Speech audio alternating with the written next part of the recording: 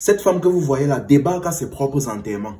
Voilà ce qui s'est passé. Cette femme en question, c'est une jeune femme mariée. Un jour donc, elle part en voyage.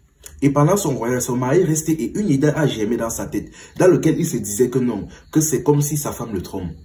Bon, il aurait pu simplement attendre qu'elle rentre essayer de la confronter, mais l'idée dans sa tête a germé d'envoyer un hitman contre elle, sans raison, juste comme ça. Et après quelques renseignements, il a pris contact avec un hitman assez reconnu dans la région. Et il les a demandé d'aller finir sa femme. Pendant que sa femme était en voyage, au moment de rentrer, elle a reçu un appel disant que sa cousine était décédée, qui avait des funérailles. Là, elle a fait un petit détour. Après de son détour, au moment de rentrer, donc, elle s'est d'abord arrêtée dans un hôtel. Elle a passé la nuit là-bas, mais malheureusement, il y avait trop les moustiques. Elle a donc décidé de sortir faire un tour. Mais en sortant, donc, un monsieur bien baraqué, noir et bien baraqué, est sorti devant. Elle lui a pointé une arme et lui a demandé que si elle crie, ne serait-ce qu'une seule fois, il explose sa tête. Il lui a demandé de lui suivre. Il a mis la jeune femme en question de force dans un véhicule dans lequel il y avait deux autres hommes. On l'a bloqué. On a bandé ses yeux et l'a attaché. Et on a roulé après plusieurs minutes. Ils sont arrivés vers un lieu là, ils ont sorti du véhicule et ils l'ont enfermé dans une pièce. Ils étaient dans la brousse en fait. La femme était là complètement traumatisée. Elle était liée et même liée ainsi que les yeux bandés. À un moment donné donc, le jeune en question qu'il a kidnappé vient vers elle. Il a retiré son bandeau. Il a demandé à la jeune femme pourquoi ton mari était fini. La femme dit que il commence à que mon mari, jamais. Il a dit que mais c'est ton mari qui nous a envoyé pour te tuer. Elle n'a pas voulu accepter, elle a refusé pensant que peut-être il essayait de jouer un jeu psychologique ou quelque chose comme ça. Le jeune don a sorti son téléphone, il a appelé son mari, il dit que tu vas voir. Il a dit que oui, c'est bon, là on détient votre femme. Au même moment, le monsieur a crié que tuez-la directement. Et la femme a reconnu la voix de son mari via le téléphone. Là maintenant, elle était complètement... Donc après avoir découvert que son propre mari venait d'envoyer des hitmen contre elle, là elle a commencé à stresser au point de s'évanouir. Après s'être évanouie, peut-être quelques minutes plus tard, elle s'est réveillée. Le jeune en question est venu, il a dit que bon, personnellement,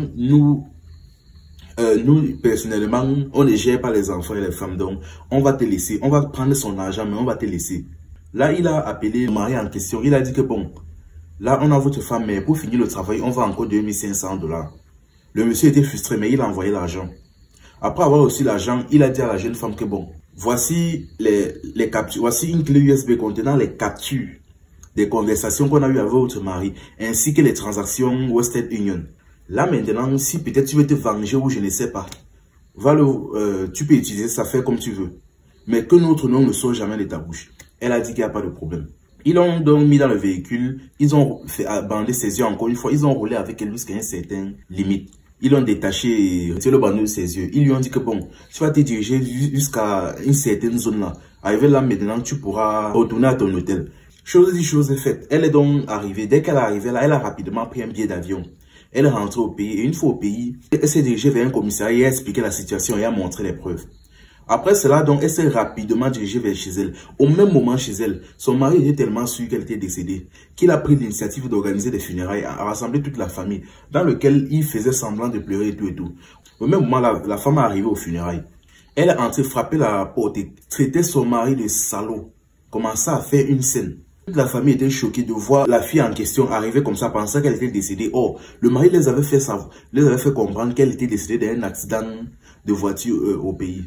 Là maintenant, ça a vraiment cuit. Les policiers sont venus récupérer le monsieur en question. Et il a eu un jugement, il était enfermé en 9 ans de prison. Franchement, on ne sait pas parfois ce qui est trop dans la tête des gens pour que pour un simple soupçon, tu es capable d'envoyer un tueur à gages contre quelqu'un.